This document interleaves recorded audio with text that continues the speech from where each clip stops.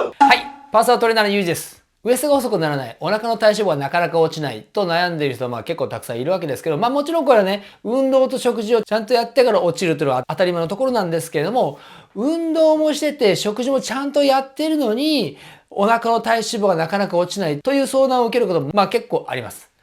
これはね、何が足りないのかというところなんですけども、これね、いきなり最初から結論を言ってしまうと、足が太くなることを恐れて足トレが足りないということがあります。いろんな要素があるんですけれども、このことというのは結構ね、そのお腹の体脂肪がなかなか落ちないということには原因となることが結構あります。僕はね、体脂肪を減らすには足トレというふうにはね、足トレは絶対やってくれというふうにいつも言ってるんですけども、この足を使うというのは歩くということではちょっと足りなくてですね、歩くというのは水平にずーっと移動していくだけなんで、正直言うと足の運動としては結構やっぱり軽いということですね。それが上下にしゃがんで立つというようなこと、それで筋肉が伸びて縮むがしっかり起きて、そこに負荷がかかる、体重という負荷が少なくともかかっていくようなものとか、そういった運動であれば、ランジでもいいし、スクワットでもどっちでもいいとは思うんですけれども、それは歩くという運動とは全くね、ちょっと桁が違う運動というふうにはなってきます。そういった足の筋トレというのを僕はいつもやってくれというふうに言ってるわけです。なぜ僕はそういうふうに強く言うかですね。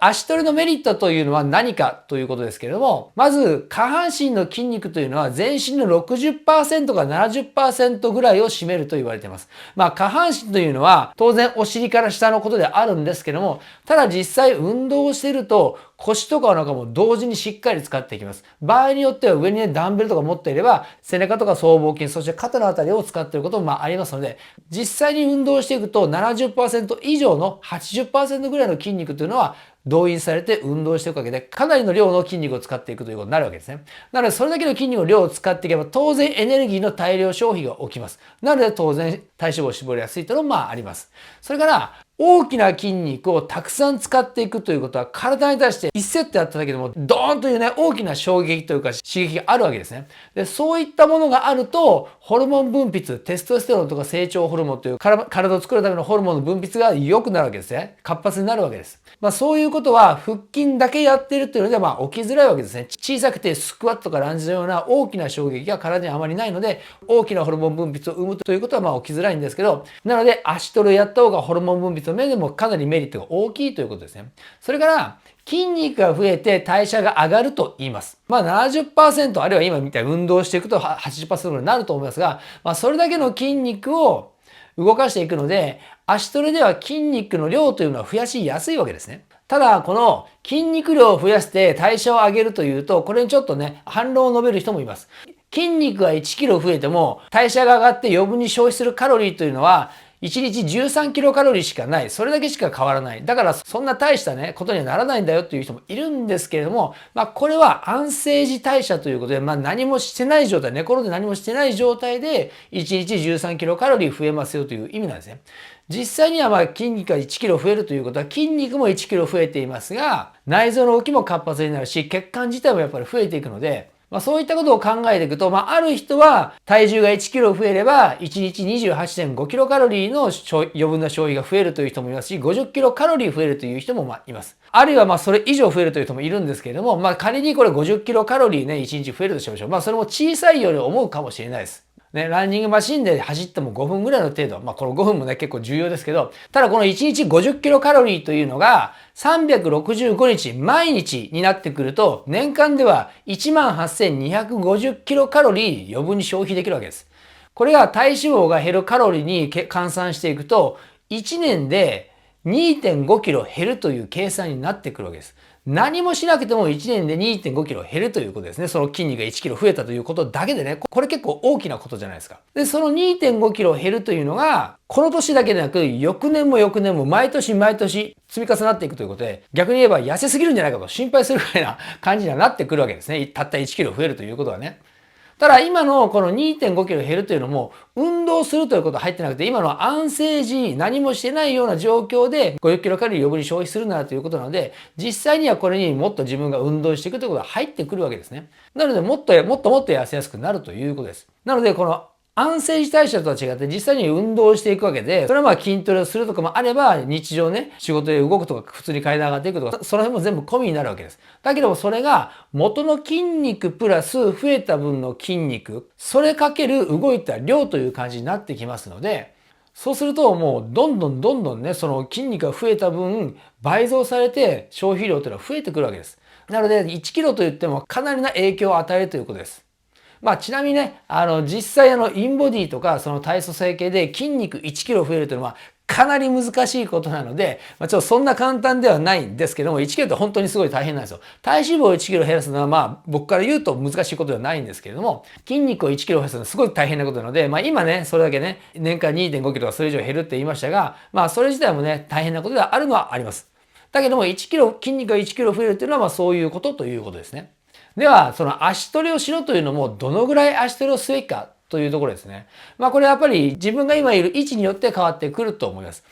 今現在まだ初心者レベルのあたりであるならば、まあ自体重のバックランジを20回3セットを毎日やっていくという足トレのやり方。まあこの感じでいいと思います。そこはもう抜け出して中級レベルになったのであれば、しっかり足を運動する。その中級レベルなりに足の筋肉をつけようとするぐらい、やっぱりちょっとダンベルを持つとか、ブルガリアンスクワットやっていくとか、ワンレグデッドリフトやっていくとか、まあそういうようなしっかりした足の筋トレをやるレベルとしたら、まあ週2回しっかりやって、それプラス他の日は自体重だけのバックランジをやっていくという感じで、まあほぼ毎日そういう感じで、まあ強弱をつけながらやっていくというぐらいあればいいかなと思います。まあそれ以上のね、上級になってくれば、足トレは週1回しかしないということもありますけど、まあ、そこはね、かなりのレベルなんで、ちょっとここは置いときましょうか。で、まあそういった感じで運動していけば、消費も稼げるし、ホルモン分泌も十分良くなってきますので、まあね、自分のレベルによってそういうふうに運動頻度も考えてほしいということです。そしてその冒頭に言った足が太くなることを恐れて足トレが足りないというような、人が結構多いわけですけども、ね、足が太くなるのが嫌だと。ウエストを細くしたいけど別に足は太くしたくないという、そういう意見もあるわけです。だけれども、足がね、仮にね、この太ももの周りがですね、実際に筋肉として1センチ太くなったとしても、僕から言うとウエストは10センチ減ると思います。この足回りの筋肉が1センチだけ太くなるだけで、ウエストが10センチ減るのはその方が良くないですか？例えばね、このイラストを見てください。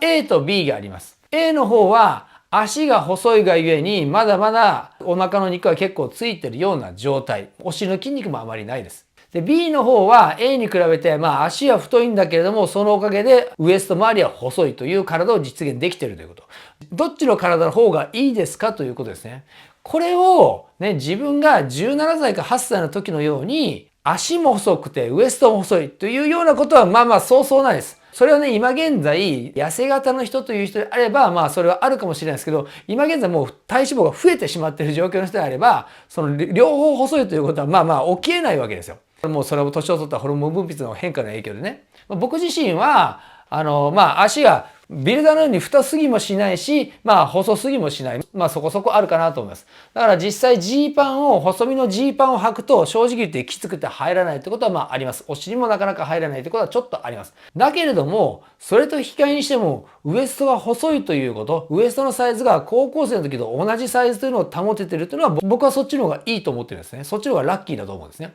ちなみにジーパンでは僕ぐらいの足であれば、正直言うとちょっとしたストレッチ素材のジーパンであれば、全然結構入るので、そんなにどんなジーパンでも入らないほど太すぎるというわけではないので、それはもう太ももが10センチ太くなったような状況であって、僕は1センチ太くなるかということを言ってるわけですね。なので、僕としたら当然イラストのどっちがいいかというと、B の方がいいとは思いますよ。その方がかっこいいと思います。ただそんなことを言うと、足が太くてウエストが太い人もいるよというふうに言われることはあります。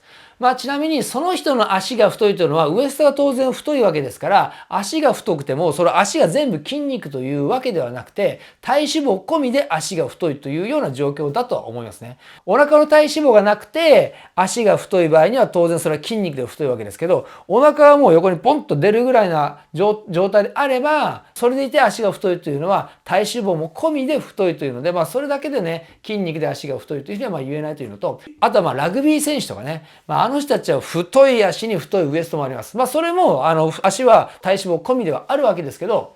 ただ、明らかに食べるのが多いですからね、それはもう選手として体重も増やさなきゃいけない。逆に体脂肪を増やしながらもプレーしなきゃいけない人なので、それはもう明らかに食べるのが多い人であって、最初に言った運動も食事のコントロールもしてるけど、それでも太いというのとはちょっと違うということですね。なので B の方が足の筋肉はあるけれども細いウエストを維持できる体であるということですね。あとね、足の筋肉があるということはですね、この年代以降になってくると、老後の心配が減るわけです。この足の筋肉があるということは年金よりフィードバックが大きいですからね。今最近年金が少ないということもここから先年金が少ないということもいろいろ問題になってますけども、足の筋肉が増えてるということは年金よりメリットはものすごく大きいですから、絶対そういう意味ではやった方がいいということはあります。なのでもうね、足トレをやるというのは足が太くなってもいいつもりで僕はやってほしいと思うわけですね。僕自身は本当にそう思って自分なりには結構一生懸命やってるんですけども、正直言うとそう簡単に太くならないですよ、足って本当に。バックランジで足が太くなったというふうに言われることもあるんですが、それは運動不足なところで筋肉あまりなかったさっきのイラストのような A のところからバックランジある程度の B ぐらいのところになったことであって、それでウエストが細くならそれでいいと思いますし、ボディービルダーの足トレというのはね、正直言ってね、僕が耳で聞いても気持ちが悪くなるぐらいな感じのことをやってるわけですよ。多分ね、皆さんが足がボディービルダーのドーンというああいう足はなりたくないと思ってるんですけど、正直言うと、すごい大変なんですよ。ボディービルダーって足のトレーニングはこの大腿四頭筋の前側の比というのがあって、それから3日後ぐらいに裏側の比というのがあって、前と後ろ両方にやることはないんですよ。別々にやるんですよ。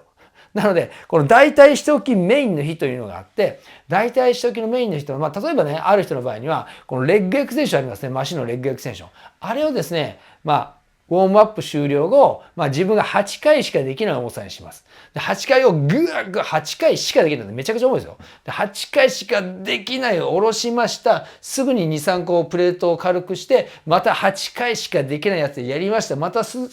すぐにプレートを2、3個軽くして、また8回しかできない感じ、ガーっていう感じで、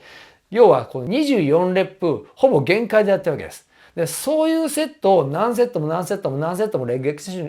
テンションでやって、それだけで時間が30分かかるらしいんですよ。で、その後にスクワット、フリーのスクワットに入っていくとバーベルを担いでね。で、大腿四頭筋もその時点でパンパンですよ。パンパンの状態で、もも裏、お尻、腰、お腹は全然ね、疲れてない状態なので、そこでしっかり支えながらも重いスクワットをね、やっていく、しゃがんでいく、もうパンパンの状態で、それを何セットも何セットもね、やっていくということ。それでまず30分ぐらい時間がかかっていくと結構ヘビーなのね。で、それが終わったらさらに45度のレッグプレスといって、背もたれに持たれて横にプレートをバンバンバンバンつけるやつです。あれはものすごいヘビーなやつで足でガーガーッと押していくわけですけど、もうその時には腰とかなんかもうね、150キロから60キロというスクワットで疲れてるから、それを使わないでいいような背もたれのある状態でガンガン押していくので、もうそうすると、もうとにかく全ての元でただ押す全ての筋肉でただ押すだけで、大腿四頭筋を追い込んでいく。これがまた30分ぐらいあって、トータル1時間半前だけでやっていくというような。そういう風にやっていくと、ここがパンツがどんなジーパンも入らないぐらいボーンとなっていくわけです。